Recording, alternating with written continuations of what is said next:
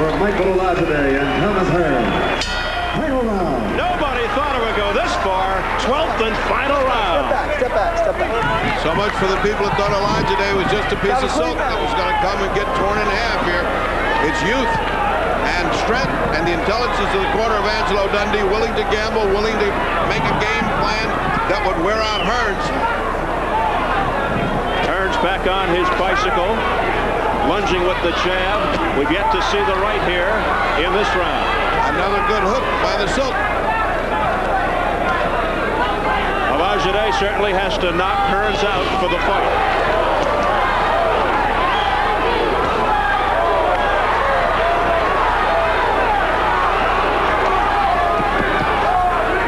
Tommy bouncing around as if those legs weren't old and tired.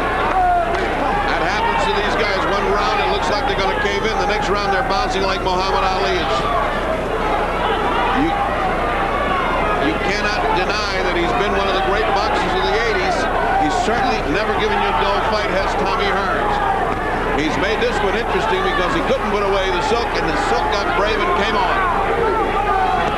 And you have to wonder what this does to his proclamation that he'd like to be #1 in the world, with Mike Tyson dethroned by Buster Douglas, and now he says that Sugar Ray Leonard is boring. So it makes you wonder. He needs a very big fight against a very good fighter like Sugar Ray or Hagler and a win. A fight like this does not make him a superstar or a great, a bit better than average guy.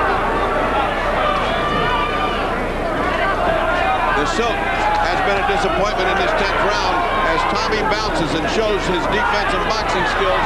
The silk cannot attack and has been eating jabs. Once again, the measure of greatness and experience of Tommy the Hitman Hearns. He can box and he can punch. And what a way to break in this new arena. Nobody thought it would be this interesting in the main event. Well, when you have a strategist in the corner, the first part was boring, but then when his strategy pays off, here comes Olajide. Olajide trying to pressure Hearns in the corner, trying to pin him in. The referee giving Hearns the benefit of a great big break. He should follow him right into the ropes, should Olajide. He has not punched.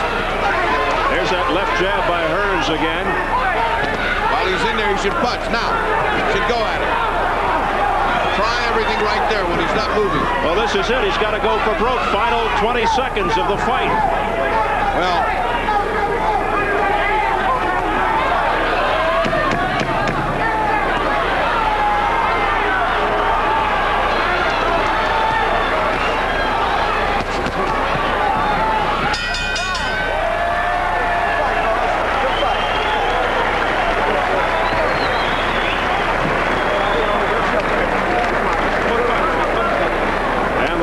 showing its appreciation.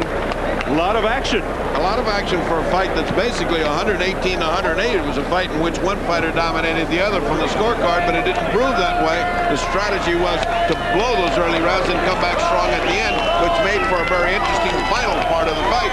It also showed us several things. It showed us that Tommy Hearns, while he wants to be a large superstar, cannot be with a performance like that considered a terrific fighter. He is a great fighter because he's Tommy Hearns. He survived from 1980 to 1990 and 5 championships. He is by any definition a great fighter, but he's wearing out, and it's coming up to one of these nights when he's no longer going to be Tommy Hearns. He's going to be in there with somebody strong, and that will be the end of Tommy Hearns. Tonight it wasn't Olajide, but it almost was. And he could certainly lose those showboat tactics.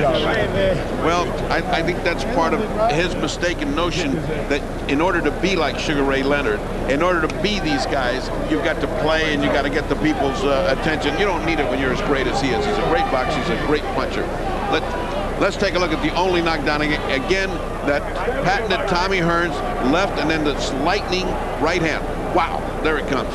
And when you get that, everything short circuits. And that last little punch on the way down was not kosher. They can't penalize him because he really was punching on the way, but it's not necessary to punch on the way down. The guy's on the way down. Watch the right hand land flush. I mean, that should have knocked him out. Well, he not only survived the round, he came on strong in the final rounds. And that's, I think, because Tommy went so crazy at the end, uncharacteristic like he is the hitman. He knows how to put you away, and he went sort of amateurish and swarmed instead of punched. That's a clear shot, 3 different shots. I think we all agree he did get knocked down by a right hand.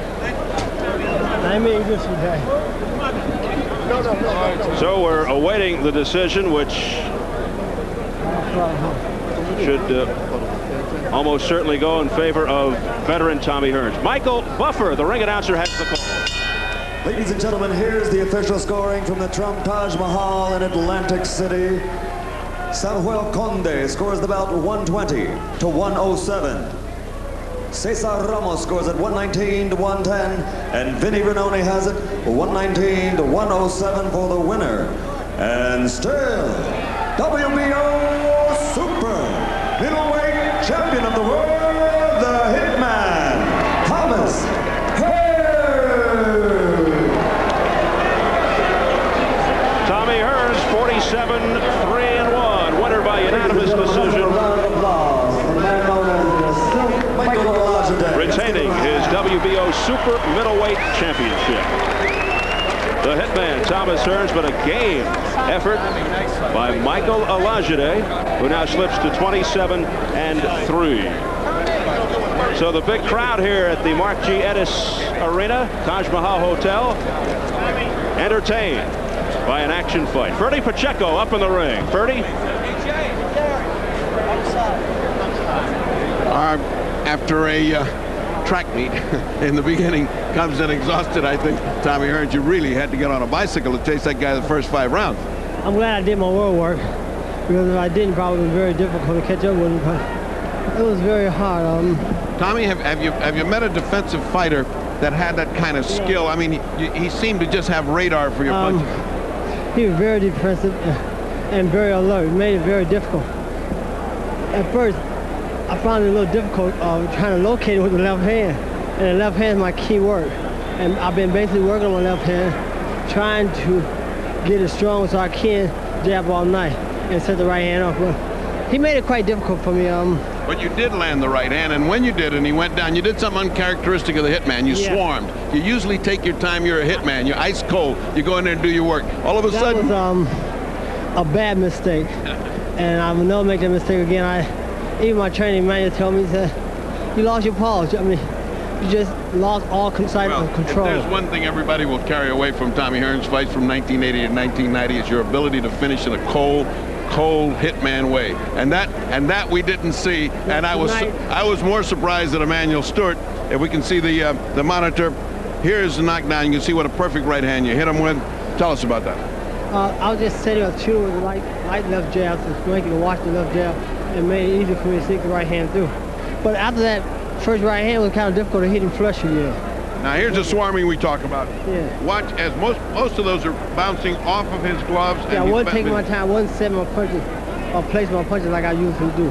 I used to take my time and just place my shot, but I was just swirling away and hitting nothing.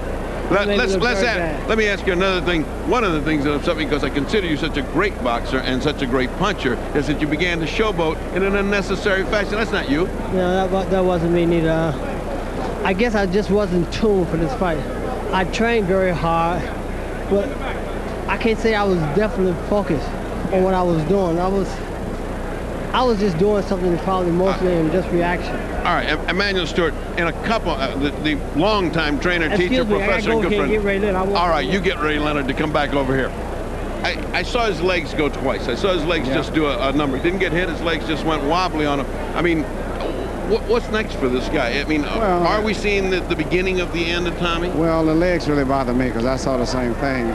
And it seemed like he regained a little stability, but overall it was a little shaky. And, you know, at this point in time, I thought Olajide was a pretty good fight because it was